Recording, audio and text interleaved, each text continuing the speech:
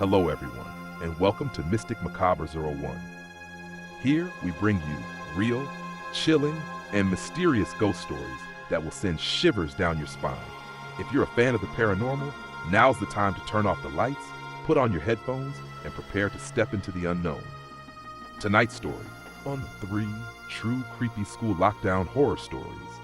If you enjoy eerie tales like these, don't forget to like, share, and subscribe so you never miss a spine-tingling story. The signs. It started with little things.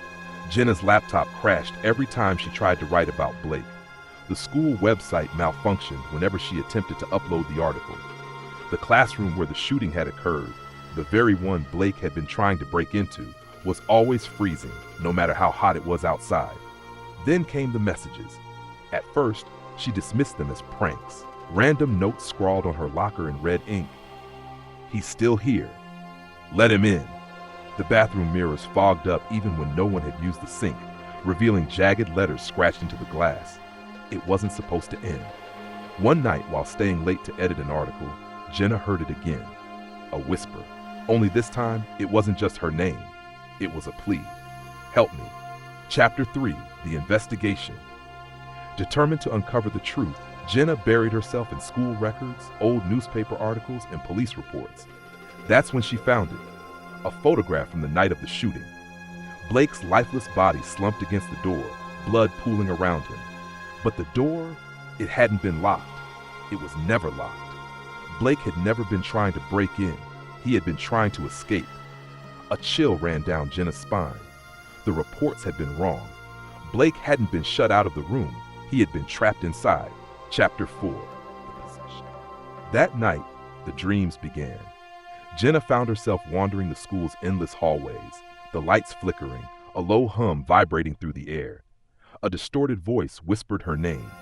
Then she saw him, Blake, standing at the far end of the corridor, his face contorted in pain, his mouth moving rapidly, but no sound came out. Blood seeped through his shirt, his eyes hollow and dark. She tried to run, but her feet wouldn't move. Then, finally, she heard him. It's still here. Jenna woke up screaming. The next morning, she noticed something new. The messages on the walls weren't just warnings. They were instructions. Find the room. Free him. Let me know if you need any changes. Here's a refined version of your text. Chapter 5, The Awakening. With the help of her friend Mark, Jenna broke into the abandoned history classroom. The air was thick, suffocating. Desks lay overturned, bullet holes still scarring the walls, and then they saw it. A crude circle drawn on the floor, the dark stain of dried blood seeping into the wood. A name scratched into the wall over and over again. Blake Turner. The door slammed shut. The lights flickered. A deep, guttural voice rumbled through the room. You shouldn't have come. Mark screamed as an unseen force dragged him across the floor. Jenna lunged for him, her fingers slipping against his sweat-slicked skin. The air turned ice cold as an invisible power slammed them against the walls. Then, from the center of the room, something rose. Not Blake. Something else. A shadow with hollow eyes, its mouth stretching impossibly wide. The entity that had trapped Blake. The thing he had tried to escape. And in that moment, Jenna realized Blake had never been the monster. He had been the victim. Chapter 6, The Sacrifice. The entity lunged. Jenna scrambled for anything to fight back.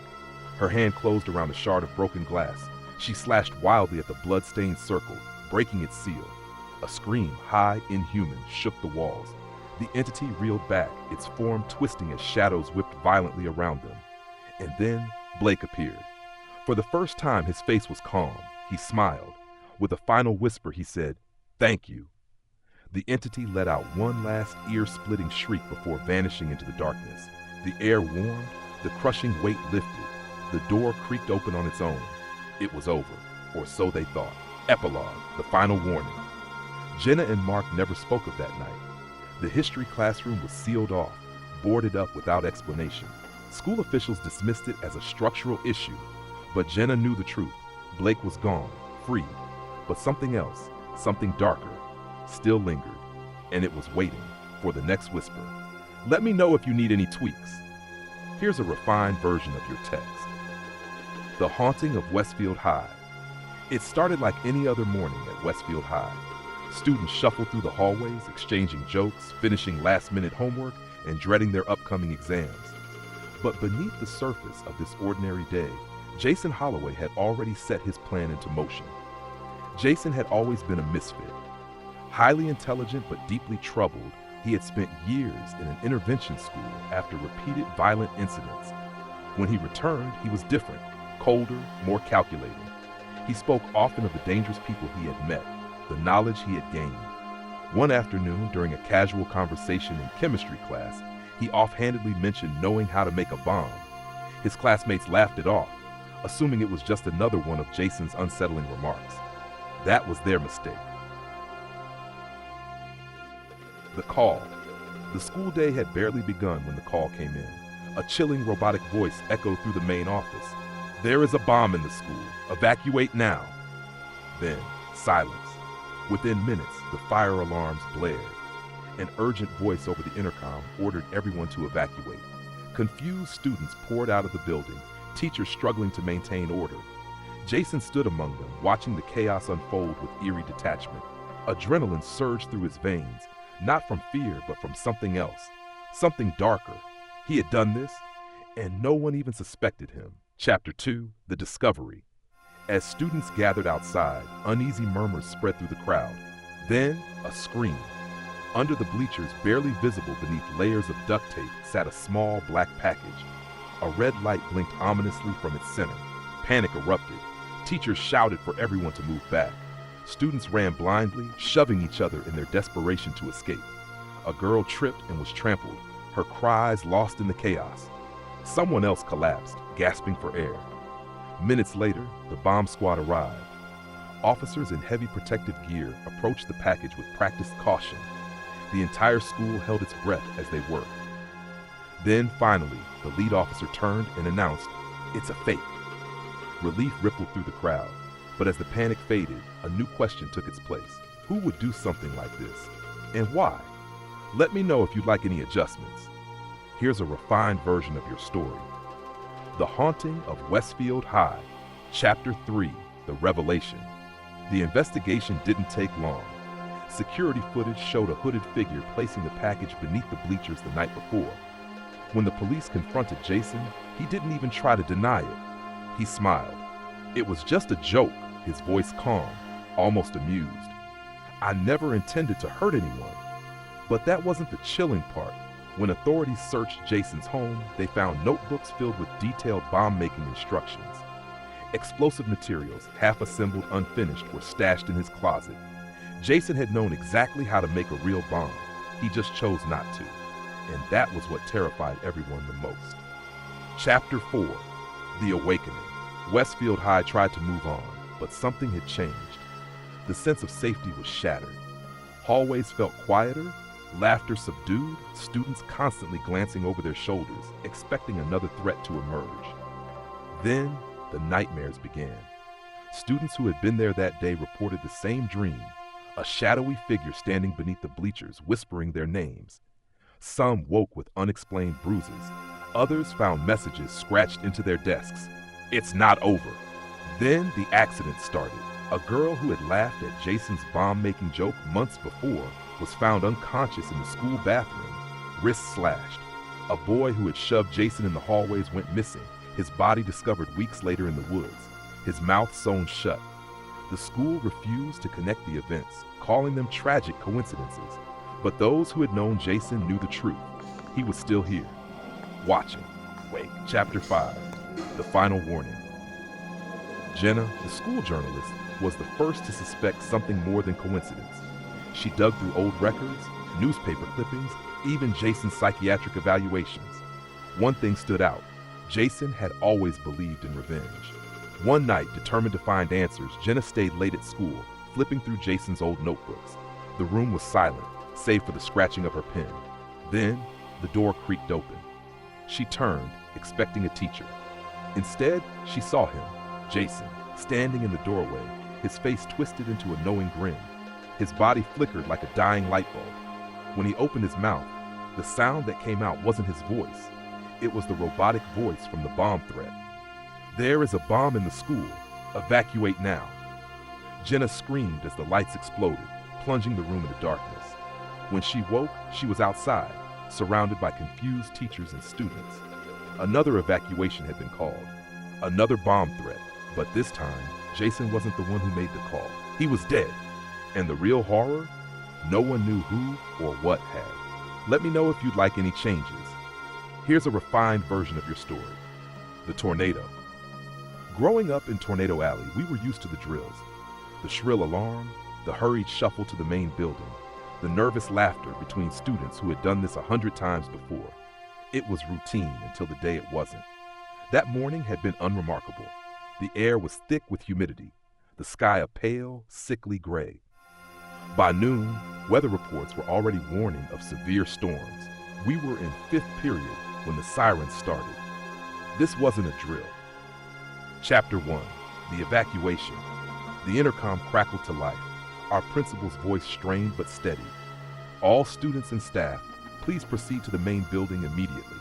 This is not a drill. The students in the portable classrooms, flimsy structures meant to house overflow from the main school, scrambled for the doors. The wind had picked up, bending the trees outside at unnatural angles. Leaves and debris whirled through the air, and an eerie silence settled between gusts, as if the storm itself was taking slow, deep breaths. I was among the last to enter the school. Just as I stepped inside, the power flickered, and the emergency lights bathed the hallways in a dim, flickering glow. The air smelled of rain and something else, something metallic like blood. We huddled in the interior hallways, heads down, hands covering our necks. The teachers whispered reassurances, but their eyes betrayed their fear. The wind outside howled like a wounded animal. And then, with a deafening roar, the tornado hit. Chapter 2, the storm. The sound was indescribable, a cacophony of breaking glass, splintering wood, and the agonized groan of metal being twisted apart. The air pressure shifted so suddenly my ears popped, and for a moment, it felt like the world itself had turned upside down. A deafening crash. The ceiling tiles above us trembled. Dust rained down as something massive slammed against the roof. A girl beside me sobbed, pressing her face into her knees. I squeezed my eyes shut and prayed. Then, just as suddenly as it had begun, the storm passed. The air was deathly still.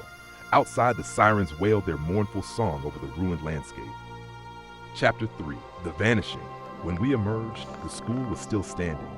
Shattered windows, fallen trees, and scattered debris told the story of the storm's fury, but we had survived. Then we turned toward the portable classrooms. They were gone. Not just destroyed, gone. Where there had been rows of portable classrooms that morning, there was now only bare, muddy earth. No walls, no desks, no scattered books or papers. It was as if they had never existed. A hush fell over the crowd. Teachers exchanged looks of disbelief. Then someone whispered, "Where are their things?" And that's when the screaming started.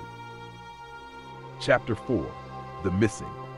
Phones, backpacks, lunchboxes, everything inside those classrooms had vanished. Students who had left their belongings behind found nothing but dirt where their classrooms once stood. Even the metal anchors that had secured the portables to the ground were missing, ripped clean from the earth. Then, someone noticed the footprints. Leading away from where the portables had been, a series of footprints pressed deep into the mud. Bare footprints, too large to belong to any of us. They led toward the field behind the school, toward the storm's path. "Maybe the wind carried stuff away," a teacher offered weakly. "But wind doesn't leave footprints. Let me know if you want any changes or additions." This is already a gripping and eerie conclusion. Here's a slightly refined version to enhance the suspense and flow. The tornado. Chapter 5, the voices. That night I couldn't sleep. Every time I closed my eyes, I heard the wind again, felt the crushing weight of the air pressing down on me. And worse, I heard voices. Whispers carried on the breeze, speaking in a language I didn't understand. The next morning at school, I wasn't the only one. The wind was talking last night, a boy in my math class murmured, his face pale. I heard it. One by one, others admitted the same. Soft, murmuring voices, too faint to make out, but undeniably there. Some claimed they heard their names being called. Others heard crying. But all of us agreed on one thing. Something had been in that storm. Chapter 6, the truth. As the weeks passed, the school tried to move on. Insurance covered the damages, new portables were ordered, and classes resumed. But the air around the school felt different. Charged, unsettled. Then the first student went missing, a sophomore named Lily. She had been in one of the portables before the storm. One night, she simply never came home. No sign of struggle, no evidence of foul play, just gone. Then another, and another. By the end of the year, 5 students had disappeared. All of them had left belongings in the vanished classrooms. None of them were ever found. Chapter 7, The Return. A year later, on the anniversary of the tornado, another storm rolled in. The school dismissed early, afraid of a repeat disaster. I drove past the empty field where the portables had once stood. And there, standing in the rain, was Lily. Her hair hung in damp strands over her face. Her clothes were the same ones she'd been wearing the day she vanished. She lifted her head, and though the rain distorted her features, I could see her lips moving. She was whispering. The wind carried her words to me, and for the first time I understood what the voices had been saying all along. Help us. Lightning flashed, and in that brief second of illumination, I saw them all. The missing students, standing in the field, eyes hollow, mouths moving in silent pleas. Then the thunder crashed, and they were gone. But I know they're still out there, caught in the storm, waiting. And every time the wind howls, I wonder if they're trying to find their way back, or if something is trying to take the rest of us too. This version keeps your story intact while tightening the tension and atmosphere. Let me know if you want any tweaks.